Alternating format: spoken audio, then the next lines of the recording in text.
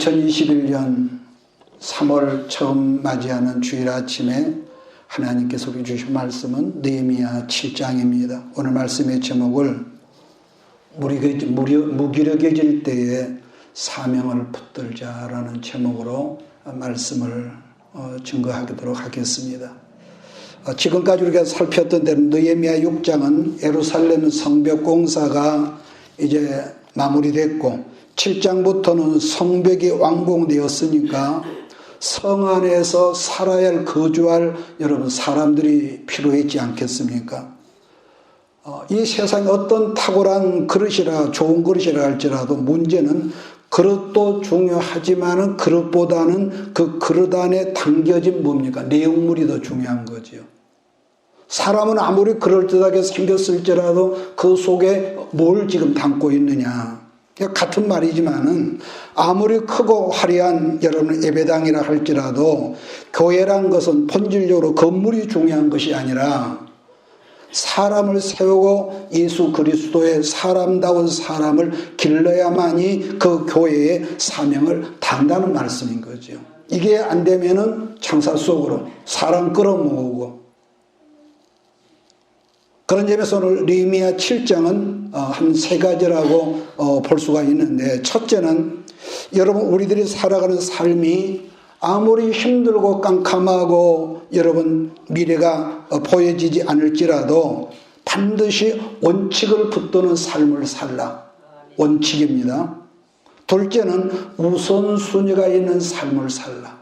첫째는 원칙, 두 번째는 우선순위라고 그랬습니다. 왜냐 그러면은 여러분 이 세상 어떤 사람이라 할지라도 우리가 육신으로 살아가는 삶 가운데는요 더 중요한 것이 있고 중요하긴 하긴 하지만은 덜 중요한 것이 반드시 여러분 있단 말이에요. 이것을 구분하지 못하면은 이렇게 말하는 나 자신도 헷갈리는 삶을 여러분 살다라는 것. 세 번째로는 여러분 우리가 같이 예수 안에 살지만은 왠지 나의 삶이 정말로 무기력해질 때가 있습니다. 돈도 잘 벌고 또 건강도 하고 가정도 좋은데 이상하게 삶이 무기력해질 때 있단 말이에요. 여러분 사람이 일단 무기력증이 생기면은 어떤 자포자기한 그런 게 많습니다. 우울증이 온다든지. 그게 오늘 본문 말씀이기도 한데 그랬을 때에 어떻게 하느냐. 부족함이 없었는데 그랬을 때 오늘 말씀의 제목처럼 사명을 붙드는 삶을 살라는 것이지요. 여러분 누구에게나 그게 어느 정도는 있다고 보겠지만은 사람이라고 하는 것은 동서고금을 막론하 편하고 안전하고 좋은 것만을 여러분 찾는 삶을 살다 보면은요 생각외로 그런 사람들이 더 빨리 정신적으로 심령적으로 무기력해진다는 거예요. 제가 고뇌가 있을 때 봤던 책인데 하도 오래돼서 그 책 이름을 제가 잊어버리는데요. 제가 지금도 그 오랜 세월 전이지만은 읽은 그 내용 중에 이런 게 있어요. 영국의 많은 그 어선들이 북쪽 그 북극권에 가서 어장을 하자면서 많은 고기를 잡아서 영국으로 돌아오는 거예요. 그런데 이 돌아오는 길이 너무 멀기 때문에 영국으로 돌아오면은 수조에 넣어준 대부분의 물고기들이 전부 다 죽는다는 거예요. 같은 물고기지만은 싱싱하게 살아있는 고기는 비싸게 받고 죽어있는 고기는 우리가 아는 대로 많은 값을 못 받지요.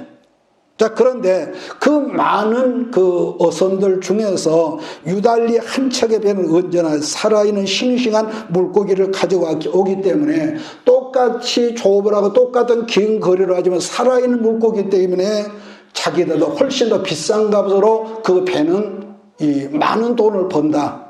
이게 소문이 났던 모양이죠. 그런 소문이 나서 모든 선장들이 그 비밀을 알고자 해서 싱싱한 화로를 가지고 오는 그 선장을 만나려고 했지만 처음에는 이 사람 만나주질 않는 거예요. 그러니까 너무 많은 선장들이 집요하게 쫓아다니기 귀찮게 하니까 이분이 어느 날 그런 거예요. 간단합니다, 여러분들. 뭐라 그래요, 그 다음에. 수조에 그 물간에 적당한 상어를 잡아서 몇 마리만 집어넣으면은 다른 고기가 죽지 않습니다. 그러니까 다른 이 모든 선장들이 침을 튀기면서 그런 무식한 말이 어디가 있느냐. 그 상어가 있으면 다른 고기를 전부 다 잡아먹지 않느냐. 그랬더니 그 선장이 껄껄껄 웃으면서 그랬다는 거죠. 물론 상어가 다른 고기를 잡아먹기는 먹습니다만은 그렇게 많이 먹지는 않습니다. 무슨 말이냐면은 상어가 이 물간에서 다른 이 수족관에 엄청나게 수족관에서 상어가 움직일 거 아니에요. 그러면은 상어가 움직이기만 해도 모든 물고기 긴장을 해가지고 도망을 하고 쫓아다니고 도망하다 보니까 거의 여러분 죽지 않고 싱싱한 화로 상태로 영국으로 오기 때문에 내가 많은 돈을 벌었습니다. 그런 여러분 그 기사가 있었습니다.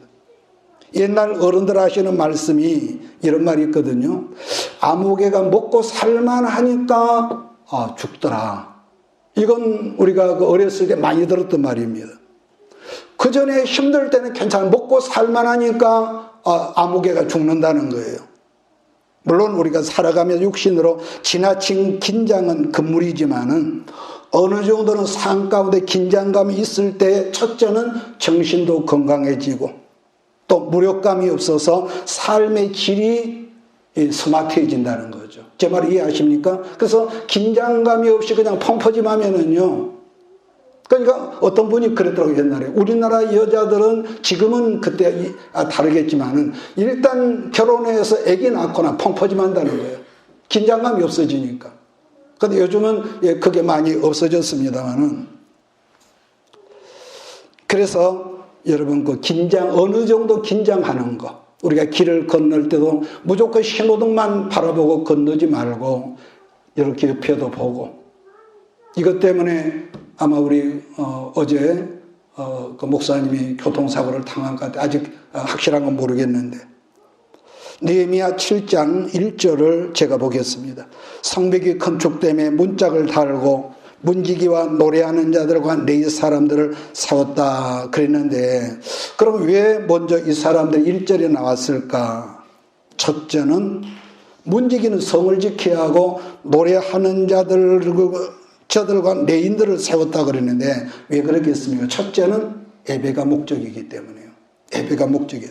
문지기는 아까 말한 대로 성문을 지켜야만이 외부에서 들어오는 모든 그런 이 적들을 방지하는데 그러면은 여러분 다른 말과 옛날 그 중국의 진시황제 진나라의 그 진황제가 있었단 말이에요. 진황제 뚜레단 이 치적은 이 시황제가 만리장성을 그처럼 멋지게 쌓아 오늘날까지요 1년이면 수백만 명이 그 만리장성을 보러 온다고 그러는데 그런데도 불구하고요 그 성문이 뚫렸습니다. 역사의 길이 남은 명작을 만들었지만 그 성문이 중국 역사를 그때그때 뚫렸단 말이에요. 그럼 왜 그 견고한 성이 그때그때 뚫려가지고 문제가 생겼을까? 누구든지 뇌물만 주면은 성문을 열어줬다고 하거든요. 아무나 돈만 주면은 이 성문지기가 문을 열어준 거예요. 그러니까 그 엄청난 토목성 공사를 다 끝냈다고 호언장담을 했지만은 진시황이 뭘 세우지 못했느냐 하면은 사람인 인성을 세우지 못했다. 이해하십니까? 그러니까 성문을 세웠는데 도로를 견고하게 세워서 역사의 업적을 남았지만은 사람인 인성을 거기다 세우지 못함으로 말 결국은 여러분 진시황이 진나라가 망했던 동기가 된 거죠. 그러니까 오늘날도 여러분 훌륭하고 아름다운 그 건축물인 예배당들이 얼마나 귀합니까? 우리 교회는 그런 예배당도 없으니까 지나다보면 저 건물 멋있게 보인다. 저는 그럴 때가 있습니다. 이제 그런데 말입니다. 제 아무리 훌륭하고 탁월한 예배당 건물일지라도 그 하나님의 교회에서 사람다운 사람을 길러내지 못한다면 결국엔 뭐죠? 결국에는 종교 집단의 일로 끝난 거죠. 아무리 주일날 외제차가 수십 대가 주차가 돼 있어도요. 사람다운 성령의 사람 말씀으로 말미암아 어떤 인기 중심으로 그런 식으로 우리가 사람을 기른다면은요. 목사에게 칭찬받고 그렇기 때문에 하나님은 우리 시대에 이 마지막 때죠. 성령의 기름 부으심을 삼은 모든 교회에 어떤 말씀을 주시느냐. 여러분 성경 한번 찾아보십시다. 이사야 58장 12절입니다. 하나님께서요 정말로 이 말씀을 주셨는데 이 말씀을 묵상할 때마다 은혜가 되고 거기서도 사명을 우리가 발견하거든요. 이사야 58장 12절입니다. 찾아서 우리 함께 읽겠습니다.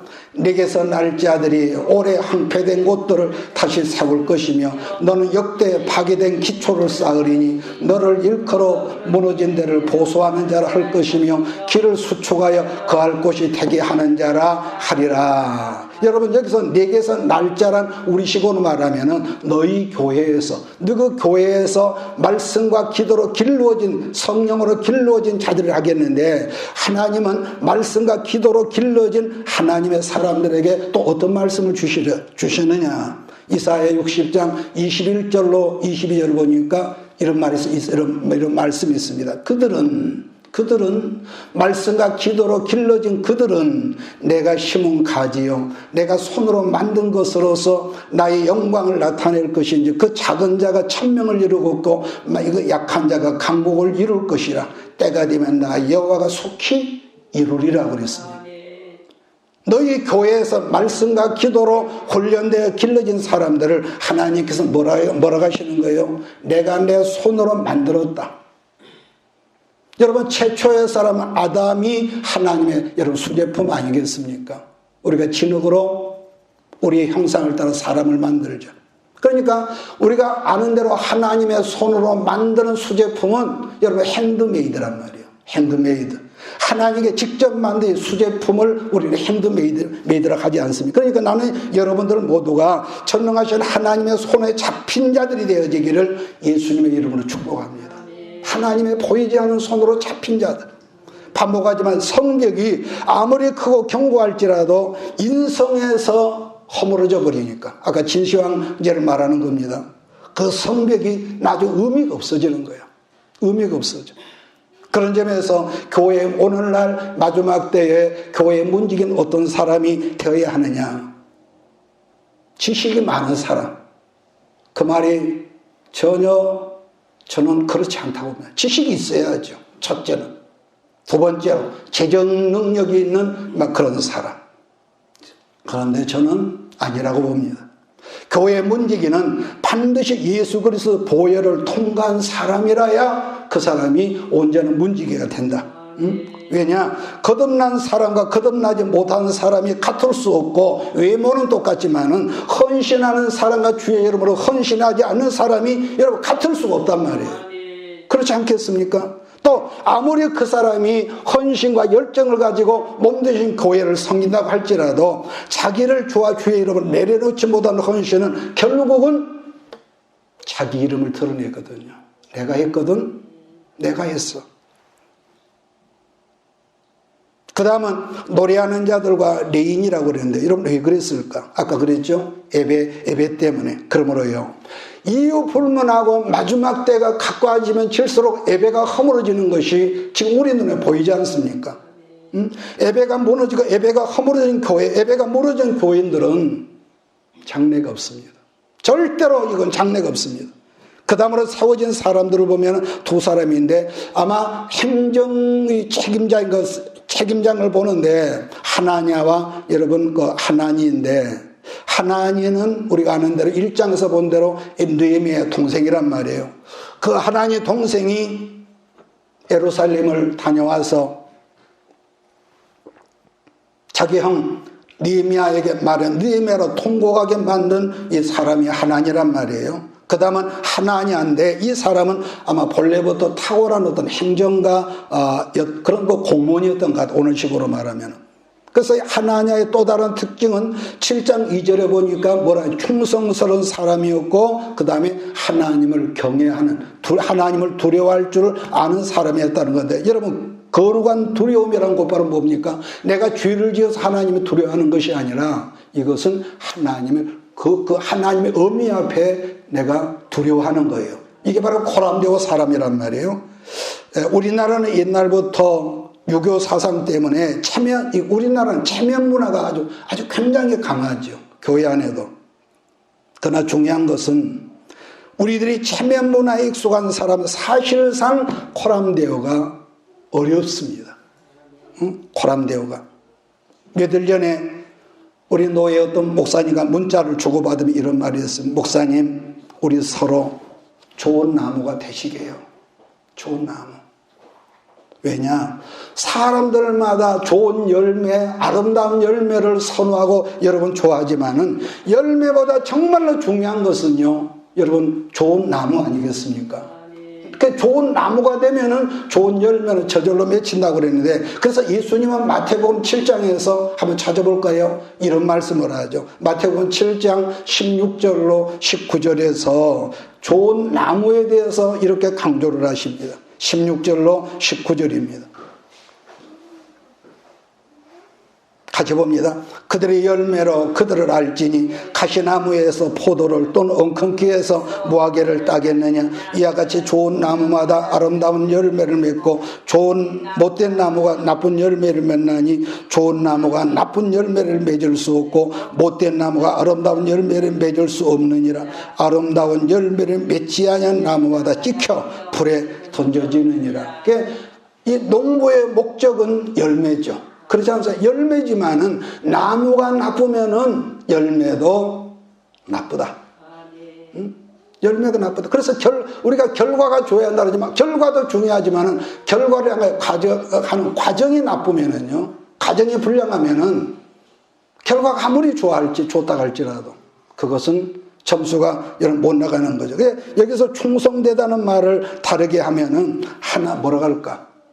하나님 앞에 보석이라는 말도 되기 때문에, 그래서 이런 사람 어떤 자리에 연연할 것이 아니라 하나님 앞에 보석 같은 사람으로 쓰임을 받아야지. 여러분, 우리가 주의 이름으로 마지막에 쓰임 받아야 하지 않겠습니까? 우리가 무엇을 하든 쓰임 받아야 하는데, 그런데 중요한 게 있습니다. 중요한 게 있습니다.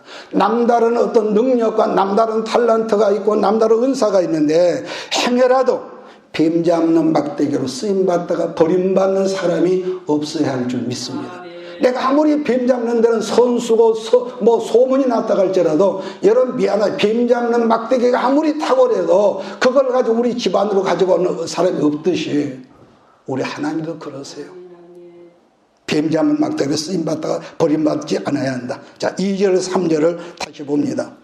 리아우 하나냐와 영문에 관한 하나냐가 함께 예루살렘을 다스리게 하였는데, 하나냐는 충성스러운 사람이요 하나님을 경외함이 무리 중에 뛰어난 자라. 내가 그들에게 이르기를 해가 높이 뜨기 전에는 예루살렘 성문을 열지 말고 아직 파수할 때 곤문을 닫고 빗장을 지르며 또 예루살렘 주민이 각각 자기가 지키는 곳에서 파수하되 자기 집 맞은편을 지키라 하라 하였노니. 그러면 느헤미야가 이렇게 말하는 거 왜 그랬을까?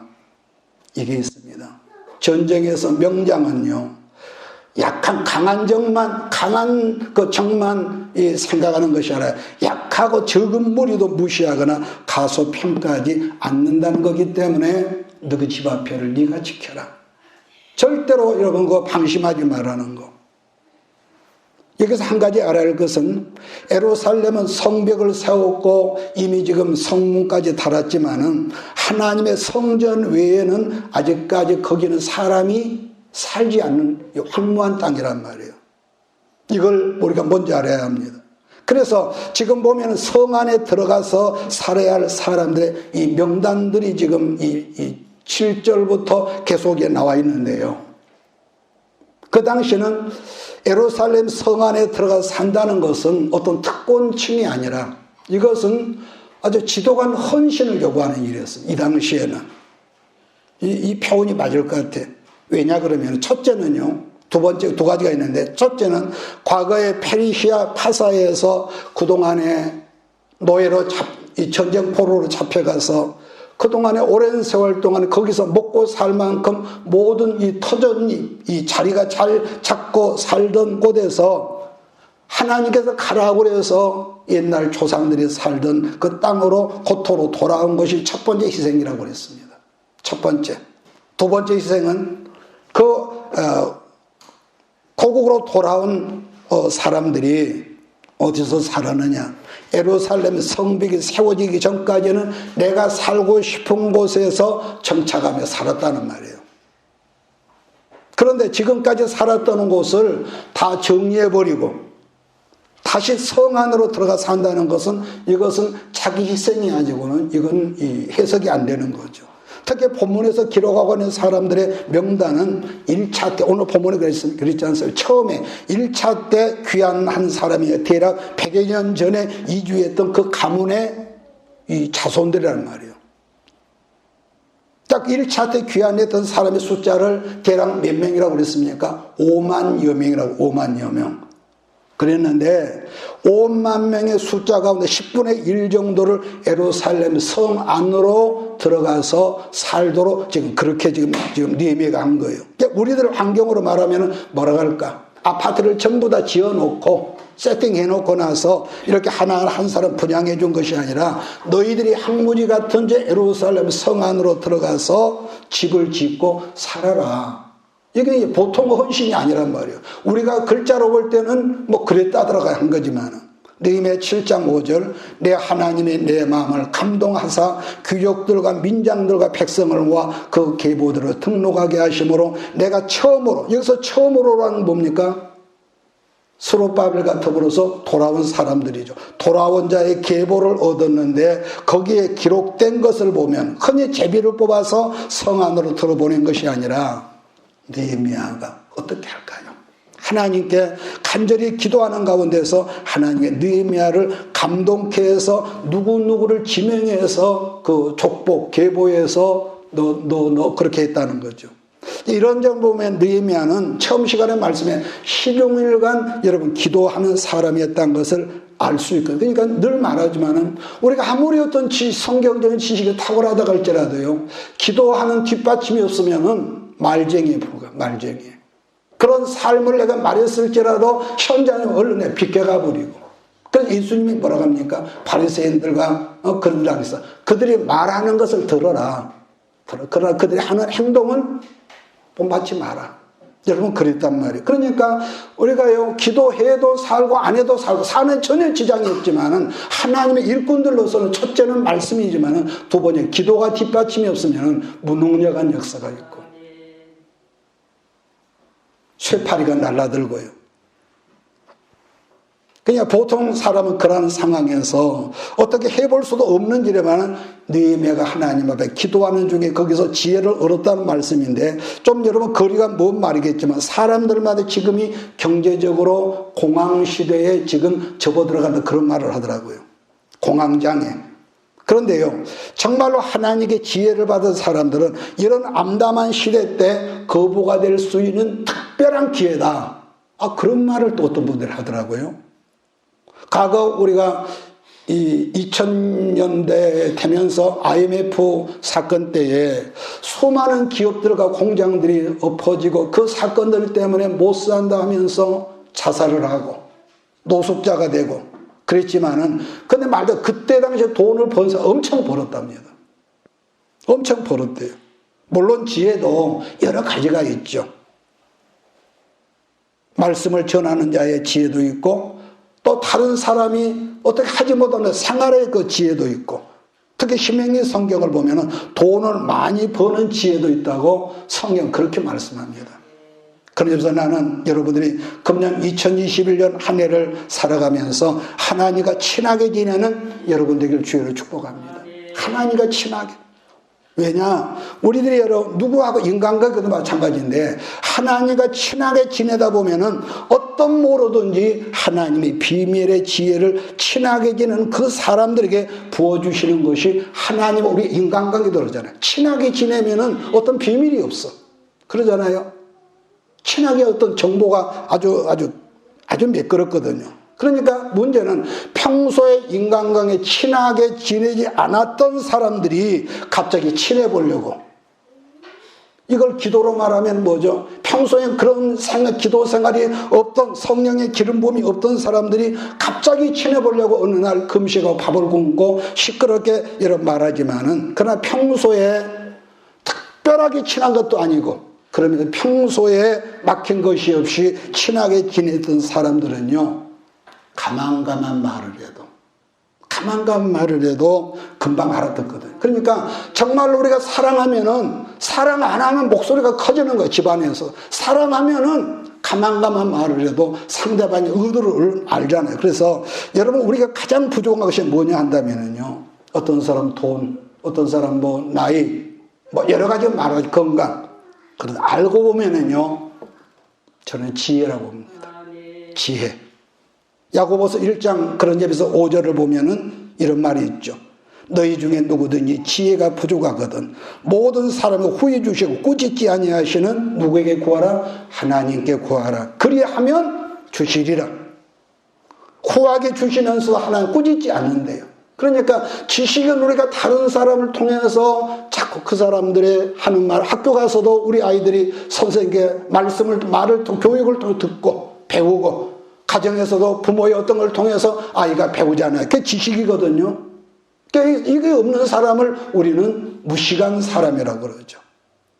그런데 지혜는요, 지혜라고 하는 것은 물론 타고난 어떤 그런 거지만은 하나님과의 관계 속에서 이 지혜의 이 거룩한 이 에너지가 우리가 온다는 거예요. 하나님과의 관계 속에서. 믿습니까? 하나님과 관계를, 그래서 우리는 늘 제가 하는 말이죠. 우리가 완전하면 얼마나 안전하겠어. 가다가 넘어지기도 하고 자빠지기도 하고. 그래서 시편 뭐랍니까? 대저 의인은 7번 넘어질지라도 다시 일어나거냐 그랬거든요. 그러니까 안 넘어진 사람이, 인간이 예수님 말고 안 넘어진 사람이 누가 있냔 말이에요. 인간은 본질적으로 7번이라고 할 때 본질적으로 넘어진다. 아무리 성령으로 살고 기도하고 말씀을 달달 암송을 해도 인간은요, 모세 보시오, 모세. 하나님께서 지상에서 가장 온유한 사람 자랑하셨던 그 훌륭한 탁월한 지도자인데 한 방에 가잖아요, 모세가. 누비dim에서. 이 말씀에 동의하십니까? 그래서 섰다고 생각하는 자는 넘어질 일이 있다. 조심해라 그랬거든요. 그래서 지혜를 구하십시다. 저 같은 경우는 여러분, 내가 나를 알잖아요. 내가 가정에서나 사역에서나 내가 무능한지를 아니까. 이건 내가 겸손해서 하는 말이 아니라 내가 무능하고 내가 좀 미련한 걸 내가 알기 때문에 저는 어느 날 하루 빠지지 않고 내가 지혜의 영을 구해요. 하나님, 나는 말할 줄을 몰라요. 나는 말할 줄을 몰라요. 분명히 이 말을 한다고 그랬는데 또 딴 말을 하고 있고. 그래서 나는요, 이 습관이 되게 원고를 항상 내가 준비를 하는 거예요. 그러므로 이런 종말의 때요, 격변기요, 혼란의 때일수록 하나님과 친하게 지내서 정말로 여러분들 우리 모두가 하나님의 거룩한 지혜의 영이 여러분이 있기를 주의로 축복합니다. 왜 그러느냐? 우리들의 삶이 혼돈할 때에 정말로 돌파구를 뚫는 일은요, 사실 하나님께로 오는 지혜뿐이거든요. 알고 보면 정말로 지혜뿐입니다. 자, 그 다음으로 하는 그 내용은 아까 말씀드린 사람들이 살아가는 삶 가운데서 왠지 모르게 무기력이 있을 때에 여러분이 지도자로서, 여러분 스스로서 사명을 붙들고 사명감을 심어주라는 것. 그러니까 성경에 꿈이 없으면은, 묵시가 없으면은, 비전이 없으면은 방자인 짓을 망할 놈 짓을 한다고 그랬단 말이에요. 성경 잠언서에도. 그래서 이 사명감의 꿈이 있으면은, 사명감의 꿈이 있으면 절대로 우리는요, 막가파 인생이 안 된단 말이에요. 사람은 누구라도 여러 황량한 사망 가운데 있어도 이 가슴에 사명감이 있으면은 이유 불문하고 그 사람은요, 생기가 있고 절대로 여러분 이상해지질 않습니다. 그런데 오늘날 대부분의 사람들마다 잘 먹고 잘 살고 좋은 옷 입고 좋은 차 타고 멋진 집에서 살고 살지만은, 그럼에도 불구하고 왜 우울증 환자들이, 우울증은 정신질이거든요. 우울증 걸린 사람들이 기하급수적으로 늘어나니, 어린 아이도 우울증 걸린다 그러지 않습니까? 무기력증. 이것은 이렇습니다. 여기서 편안한 것과 평안함은 다른 겁니다. 평안함을 찾지 않고 가급적 편안한 것만을 찾는 이것이 그 원인이라는 거. 여러분, 사람은 이유불문하고 편안한 것을 좋아하고 편안한 것을 여러분 그걸 찾다 보면은 그 사람 멀지 않아 우울증 걸리고 삶의 의욕이 여러분 없어진다는 거. 왜냐? 사람들이 이렇게 말하는 나 자신도 편안한 걸 좋아하면은 얼른 정신적으로도 타협하는 사람으로 변해버리고요. 그 다음 무기력이 온단 말이에요. 제 기도 제목이 하나님, 내가 늙어서 힘이 없어도 젊은 사람들에게 내가 대접받는 위치에 있지 않게 하시고 젊은 사람들을 섬길 수 있는 그런 능력과 지혜와 넉넉한 그런 모든 환경을 내가 이 기도를 합니다. 반대로 지금의 내 삶이 아무리 힘들어도 말씀 붙들고 순종하며 기도 안 하고 헌신하는 삶을 지향하면은 나도 몰래 싱싱해진다. 긴장하거든요. 긴장. 또 사람은 누구든지 크든지 적든지 우리가 어떤 소망, 정상, 어느 정도 정상에 올라가는 이런 꿈이 있단 말이에요. 그런데 이 정상에 올라간 것으로 만족해버리면은 지금 말한 대로 금방 무기력해집니다. 올라갈 때는 싱싱했는데 그동안 밤낮으로 오늘 본문에도 성벽공사는 52일 동안 얼마나 한 손에 창을 들고 여러분 얼마나 힘들었겠어요. 그런데 이젠 전부 다 끝났단 말이에요. 그런데 그걸로 만족하면은 사람 누구든지 무기력해진다. 7절 말씀은 각 족장들의 명단인데요. 같이 한번 읽을까요? 7절. 수르바벨과 예수아와 느헤미야와 아사랴와 라마와 나하마니와 모르드게와 빌산과 미스피렛과 비거예와 느움과 바나와 함께 나온 이스라엘 백성의 명수가 이러하니라. 우리들이 읽은 지금 7절의 족장의 이름은 지금 모두 12명인데 에스라 성경을 보면 이 사람들이 12명, 11사람이었거든요. 왜 그랬을까? 아마 정확히는 모르지만 아마 누가 한 사람이 죽었는데 한 사람을 다시 집어넣은 것이 아닐까. 그렇게 해집니다. 자, 그 다음 8절부터 24절까지를 각 가문대로 기록한 것 같은데 8절에 보니까 바로소 자손이 2172명이요. 그러게 돼. 그래서 8절부터 38절까지 보니까 33가문입니다. 33가문. 간단히 본문 성경 우리에게 주문하는 것은 이런 것 같아요. 말세를 살아 너희도 좋은 영적인 금수저 명문 가문을 만들어가는 여러분 주문서 같습니다. 이 말은. 너희 가문도 그렇게 되라. 그 다음에 39절부터 42절까지 제사장 가문으로 여기서 보는 고장 4가문인데도 숫자는 놀라울 정도로 함께 4287명이 파사에서 예루살렘으로 왔다는 건데 1차 귀환 때가 돌아온 수르바벨과 온 사람들이 몇 명이라고 기억합니까? 5만여 명이라고 그랬습니다. 그러니까 5만여 명 중에서 제사장 가문이 10분의 1가량이 함께 왔으니까 굉장한 거 아니겠습니까?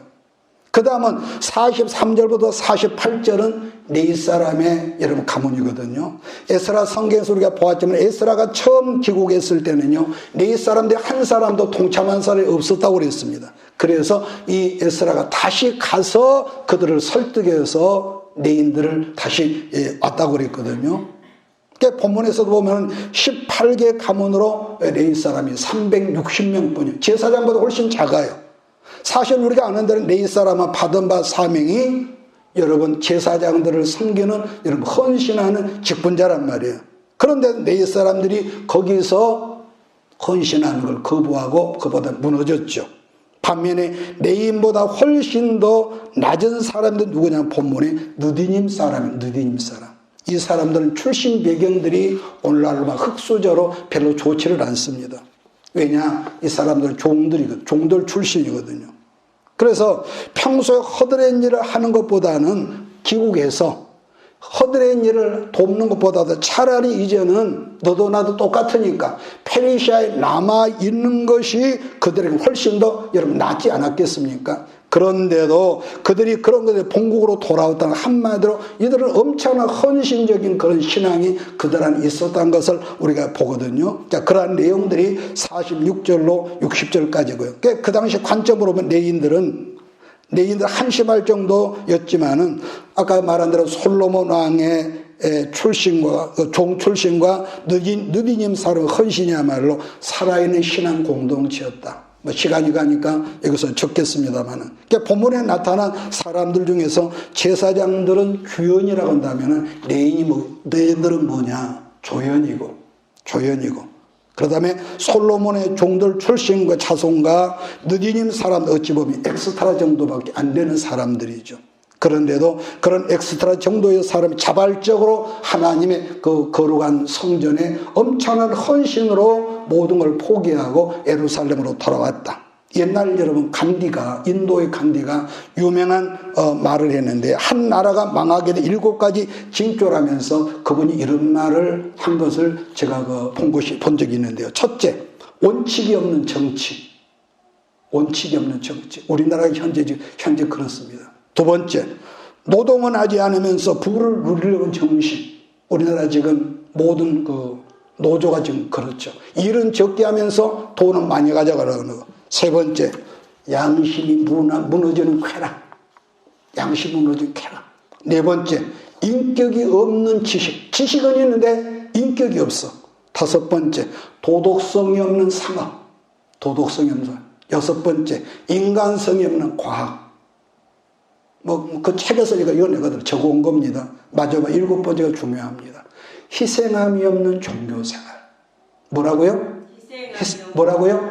희생함이 없는 종교생활.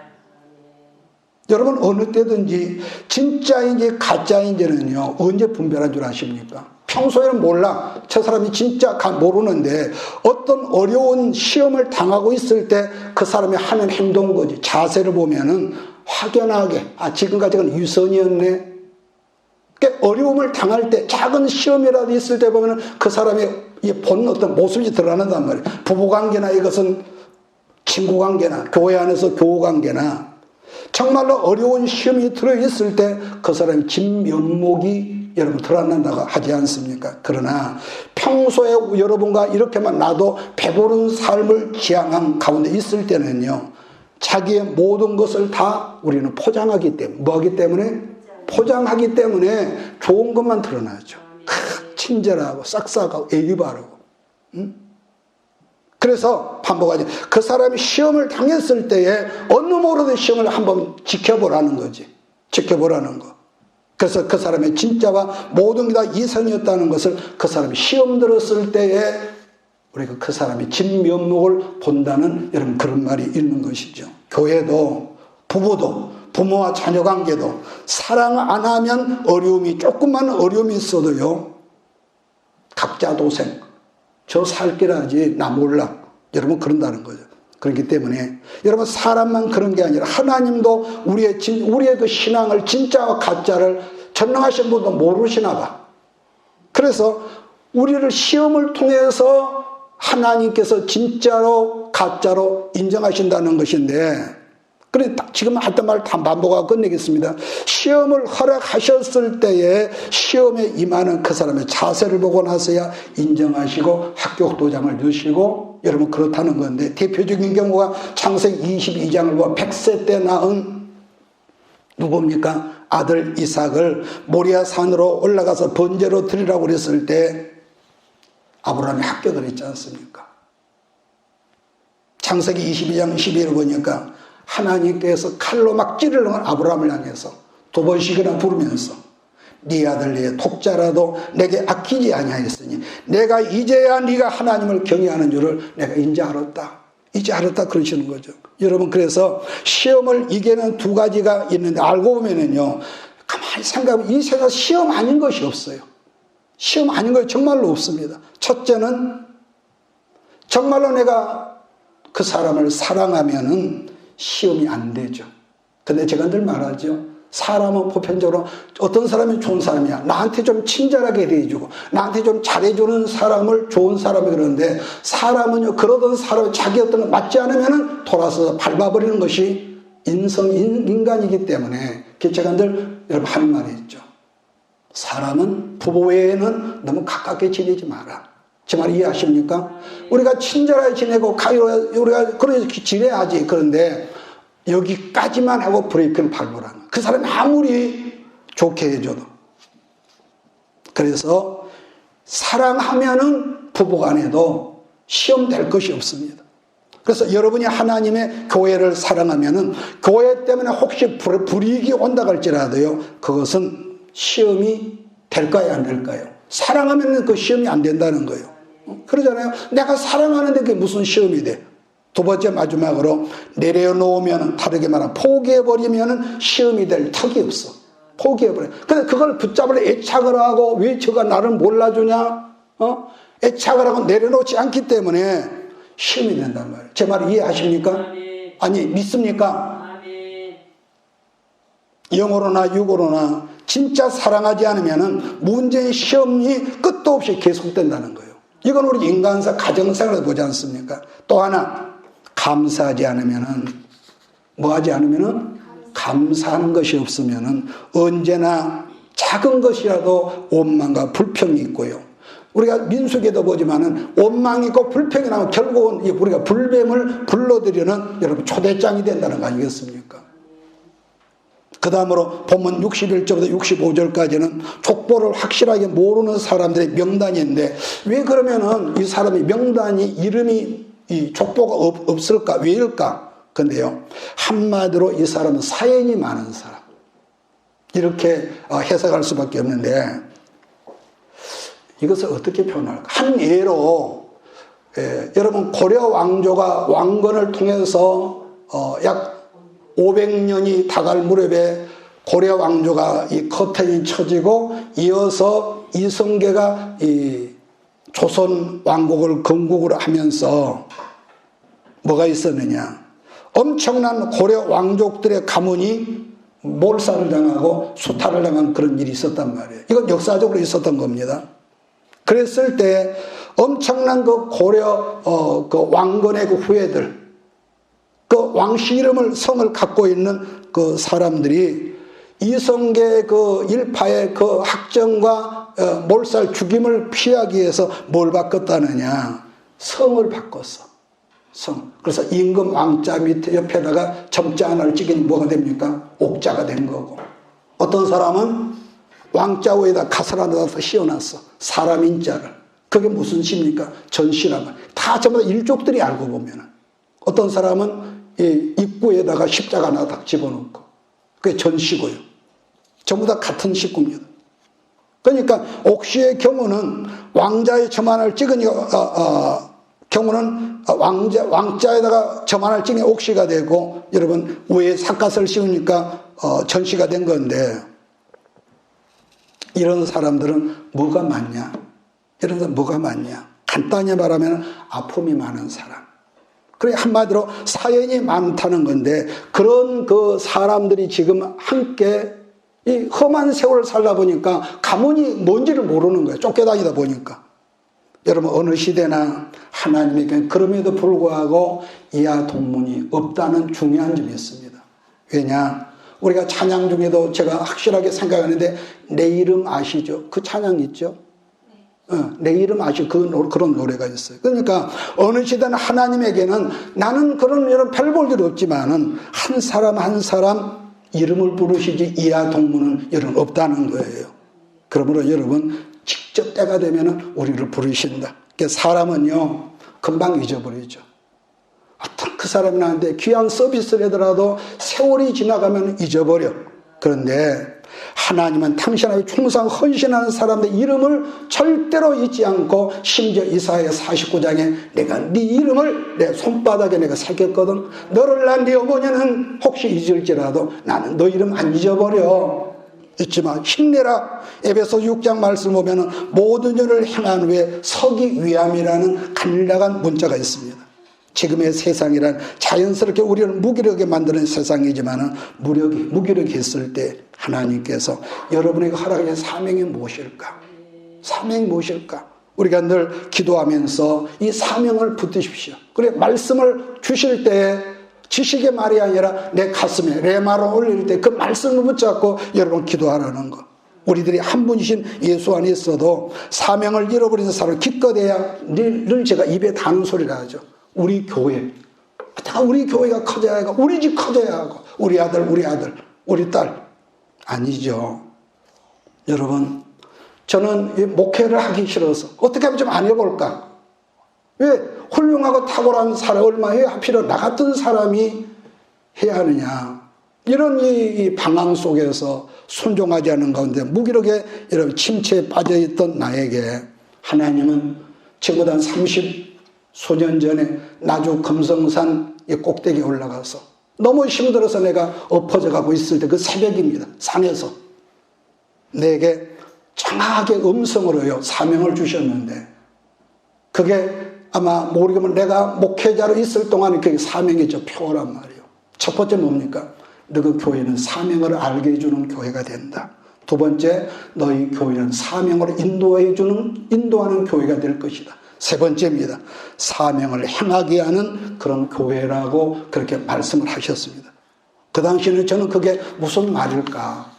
왜 이런 나에게 저런 말씀일까? 그랬죠. 그런데 우리가 94년도에 이 광주로 교회를 옮긴 다음에 어느 날 무등산에서 기도하고 내려오는 가운데서 에스겔 48장 9절로 12절 말씀을 주셨지만, 그럼에도 불구하고 내 앞에 내 목회는 지금까지 아무런 일도 일어나지 않습니다. 아무런 일도 있지만은 중요한 것은 내가 침체에 빠졌을 때, 무기력이 있을 때, 절망했을 때, 낙심이 올 때마다 사명의 말씀을 붙들고 내가 일어선다는 거죠. 내가 이럴 때가 내가 지금 무슨 생각을 하고 있는 거야? 막 먼지 털지 내가 털어버립니다. 여러분 한 주간을 살아가면서 생각하십시오. 나는 어디서 왔으며, 두 번째, 나는 무엇 때문에 지금 살다가 난 어디로 갈까? 이 분명한 목적의식. 아까 그랬죠. 기껏 내가 복받은 남보다 더 잘 살고, 남보다 평소 화려한 그런 큰 아파트 살고, 이게 여러분 기껏 우리의 인생의 목적이고 여러분 꿈이라면은 아마 천국 가는 티켓은 그 사람이 주어지지 않을까. 저는 그런 생각을 해봤습니다. 어려울 때일수록 원칙인 예배를 붙드십시오. 할렐루야. 이게 무너지면 우리는 안 된다. 아무리 세상이 바뀌더라도 원칙을 우리가 무시하면 안 된단 말이에요. 그래서 말씀을 통해서 내가 길러지고, 말씀을 통해서 내게 붙여준 사람들을 내가 키우고 세우는 그런 청지기적인 삶이 하나님 내게도 있게 하옵소서. 내게도 있게 하옵소서. 또 뭐가 있느냐? 모든 게 혼미해지고 복잡해질수록 우선순위를 아까 붙다 같은 말이죠. 그리고 한 주간 동안도 거룩한 하나님의 기름 부으심과 능력을 체험해서 금년 안에 나는 여러분들 모든 삶 속에 간증이 있는 거룩한 공동체가 되기를 주의 이름으로 축복합니다. 기도합시다. 살아계신 아버지 하나님, 어제나 오늘이나 변함없이 우리와 동행하시고 우리에게 사명을 주시고 우리에게 거룩한 자기 절제를 알게 하시고, 하나님 우리를 항상 삶의 우선순위가 예배라는 것을 오늘도 말씀할 수 있는 은혜 주신 것 감사합니다. 허물어진 데를 보수하고 하나님 수고하는 그런 귀한 일꾼들을 이 교회가 길러내서 마지막 때 하나님 쓰임받는, 그래서 이 강물이 흘러가는 곳마다 바닷물이 솟아나는 놀라운 축복 역사가 나타나지도록 주님 은혜 입혀 주시옵소서. 함께 하심을 믿사옵고 예수님의 이름으로 축복하며 기도하옵나이다. 아멘. 내가 너와 항상 함께 하리라. 내가 너를 지키리라. 실망치 말고 나를 보아라. 나는 너의 하나님이라.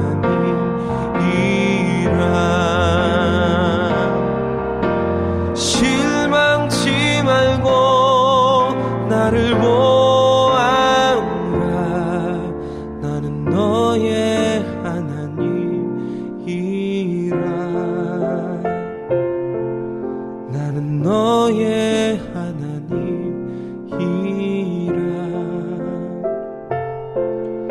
나는 너의 하나님이라.